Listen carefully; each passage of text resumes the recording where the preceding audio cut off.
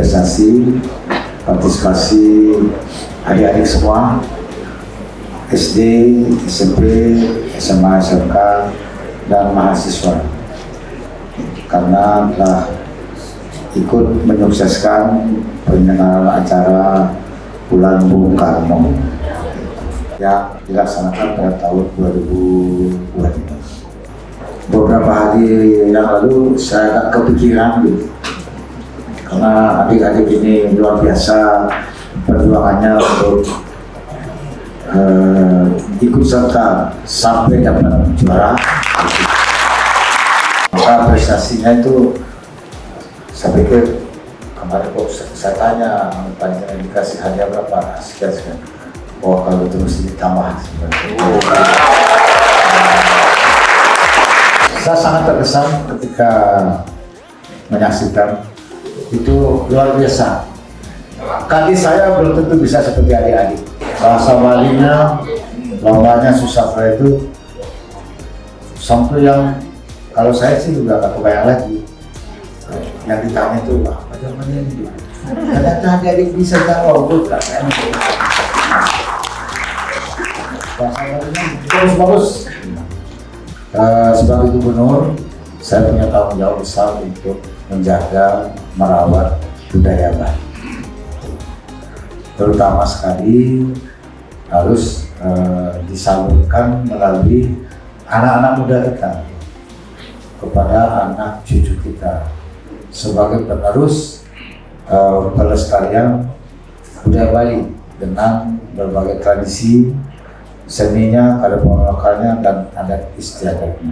Adik-adik demikian tahu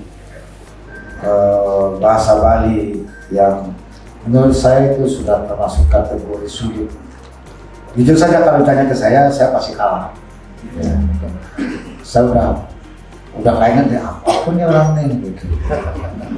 Ternyata adik-adik bisa, luar biasa.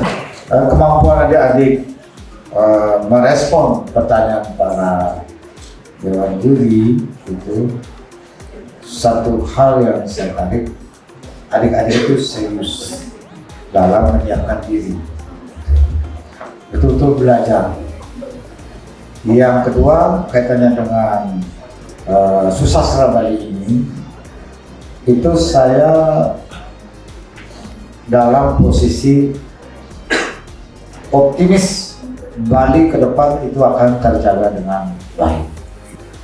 Kalau sampai ini terputus, adik-adik tidak lagi menekuni kebudayaan Bali dengan adat istiadat, tradisi budaya dan kearifan lokalnya, itu ancaman besar buat Bali.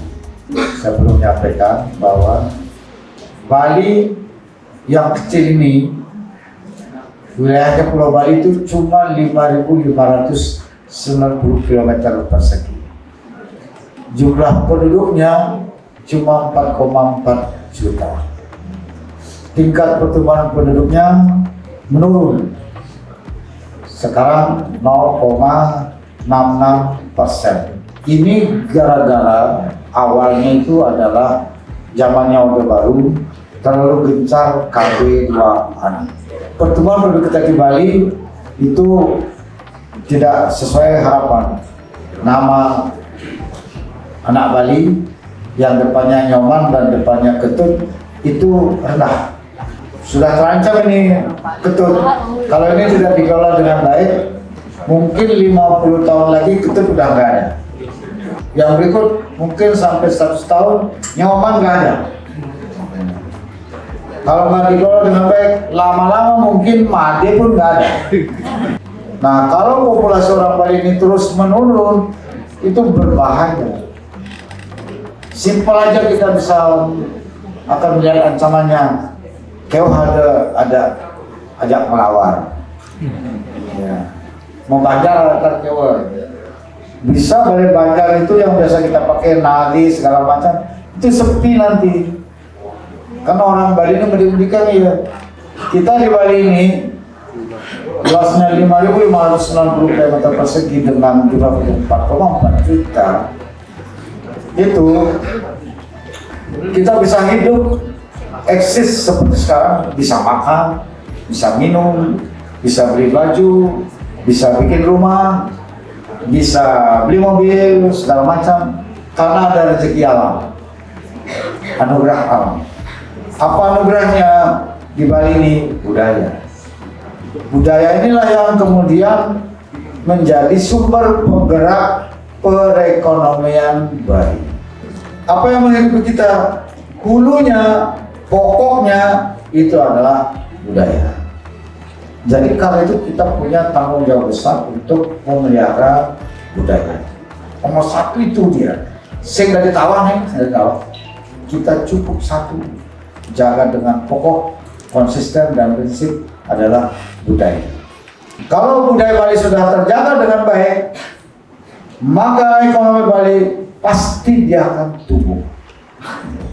Karena pariwisata Bali itu berkontribusi 65% lebih untuk ekonomi Bali. Jadi pariwisata Bali ini bisa survive hanya dengan budaya. Jangan coba-coba merusak budaya Bali. Adik-adik sekalian, dengan visi namun saat kita lupa Bali, saya kokoh dalam urusan ini. Niskala skala. Jadi saya bukan sembarang orang. Saya adalah orang yang betul-betul menjaga komunikasi dengan alam. Niskala skala. Ayah total lascarya, bekerja fokus, tulus, lurus. Di antara untuk kedepannya adalah adik-adik. Jadi adik-adik ini adalah masa depan kita semua. Masa depan kita. Dan yang fundamental saya titip dengan pola cerdas cermat tentang susah setelah Bali, adik-adik itu luar biasa.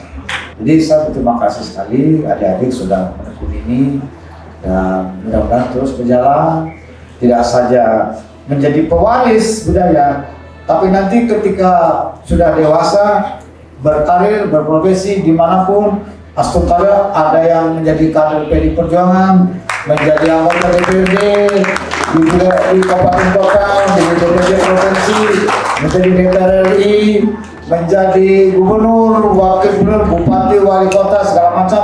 Nah, itu yang harus dipelihara dan diwariskan lagi kepada generasi penerus.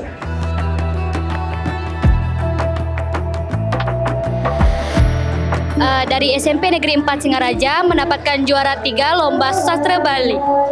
Jadi perasaan kami setelah yang pertama mengikuti perlombaan ini, tentunya kami merasa sangat senang dan sangat bangga bisa membawa nama kabupaten di tingkat provinsi dan bisa meraih juara 3. Kami juga merasa sangat senang dan sangat berterima kasih kepada Bapak Iwayan Koster telah atas bonus yang sudah diberikan kepada kami. Kami merasa bahwa kami sangat dihargai dan ini mungkin sebagai apresiasi juga kepada kami karena telah selama ini berlatih dan juga bersungguh-sungguh dalam mengikuti perlombaan kali ini. Halo semuanya, kami dari SMA Negeri 1 Tabanan dengan saya Cho Anin. Di sini saya ingin memberikan kesan terhadap kegiatan yang telah diselenggarakan oleh PDI Bali, yaitu yang pertama saya dan juga teman-teman sangat bersyukur tentunya sudah dapat berpartisipasi dan menjadi juara harapan 1 di kegiatan Cerdas Cermat Bali Era Baru.